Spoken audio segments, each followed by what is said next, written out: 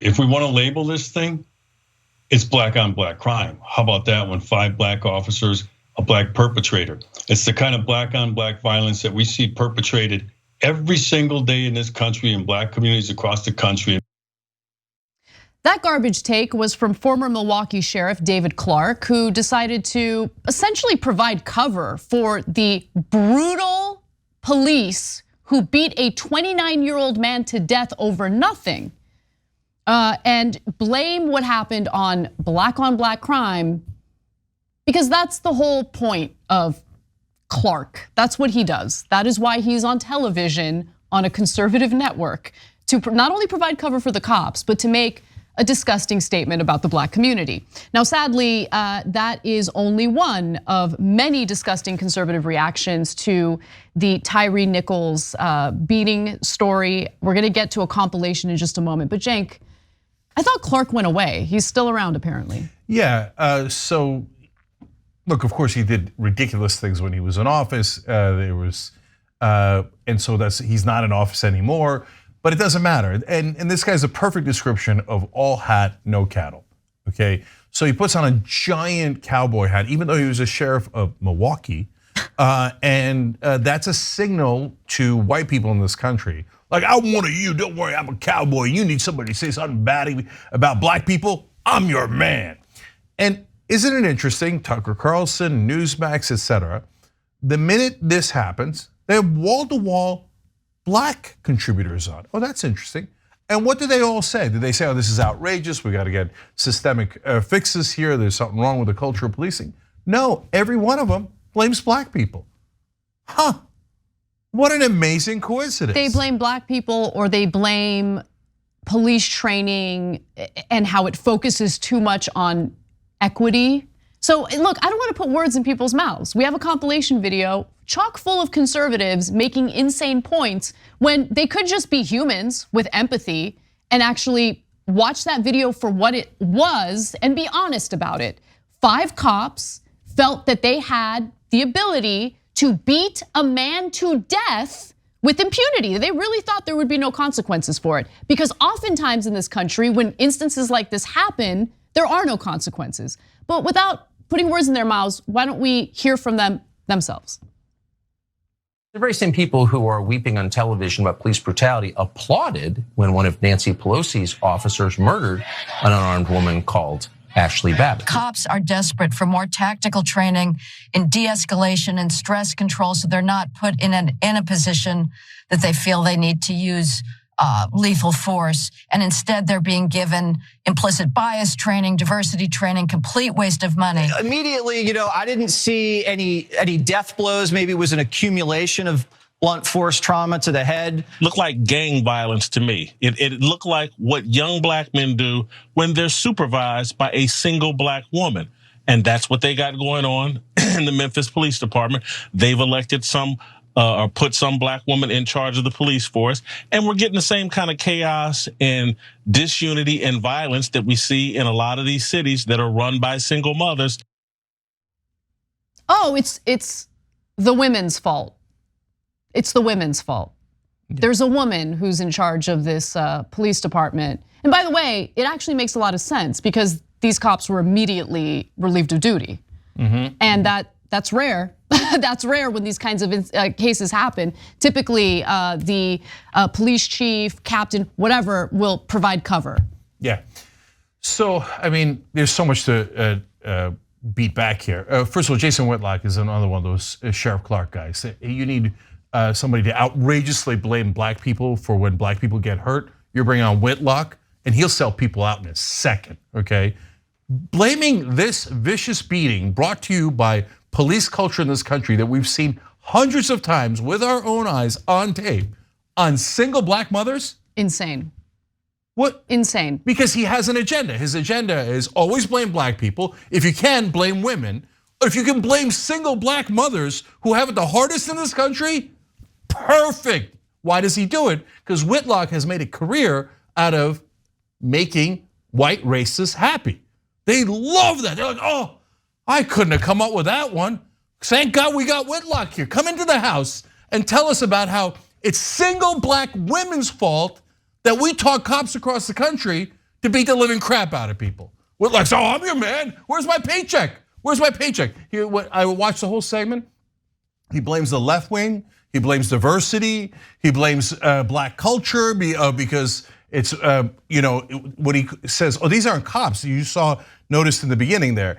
He's inferring that it's not so much that they're cops, it's that they're gang members because they're black. That's unbelievable. Unbelievable, but it's Fox News. You think it's an accident out of 330 million people that Tucker Carlson found Jason Whitlock to come blame black people for the beating?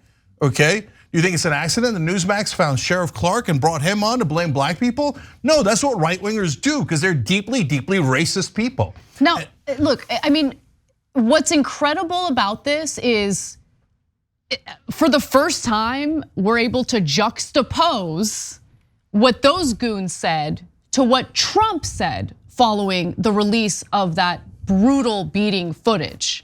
Because Trump actually had a good response to this. Shocking. Here's what he said in an interview with the Associated Press. I thought it was terrible. He was in such trouble. He was just getting pummeled. Now that should never have happened.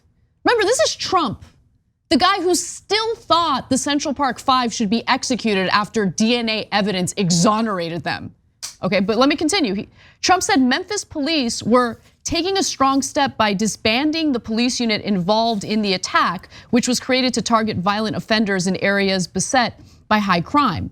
He says, quote, look, the tape was perhaps not totally conclusive, but to me, it was pretty conclusive, and it was vicious and violent and hard to believe over a traffic violation, he said. Trump said Nichols calling out for his mother, and I couldn't handle watching this part, like it was too difficult. But Trump said Nichols calling out for his mother was a very sad moment. That was really the point that got me the most, to be honest with you, he said. Wow, I mean, I really thought this guy was a sociopath, but the fact that he had those statements in response to this brutal police beating, which killed Tyre Nichols, it's just shocking to me. So look, guys, there is evidence of Trump showing empathy. It's literally the first time I've ever seen it, but great, that's wonderful. Hey, way to be a human being. And if he did that all the time, well, we'd give him credit all the time. But it's an interesting juxtaposition to Tucker Carlson and the right-wing media. They're like, Trump not nearly vicious enough here. No, when you see a black man being beat to death like that, you have to justify it. You have to bring on guests to justify it, and you have to use it to blame black people instead of helping black people. Now, among the different guests that they had on, you saw that woman who said, oh, they're too busy getting diversity training. Look at all the logical fallacies that they put out there. Why are they too busy? Why can't they get that training, plus training not to beat the living crap out of people?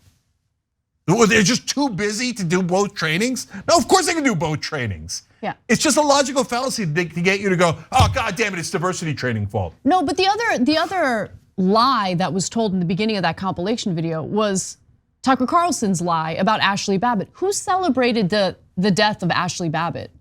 I don't know a single legitimate person on the broad left who saw that and said, yes.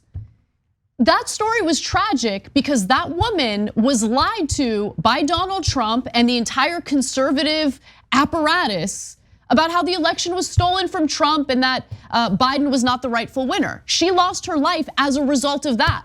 Yeah, so that 100% right. It's always straw man arguments. One last thing. In every clip that I watched, and it was about a half a dozen between Fox News and Newsmax, they all went to, did you know all the cops were black? Yeah, we showed their pictures. Every news show that covered it showed their pictures. It was super clear, etc. So why are they bringing that up? Because they would then follow up by saying, you see, it had nothing to do with race.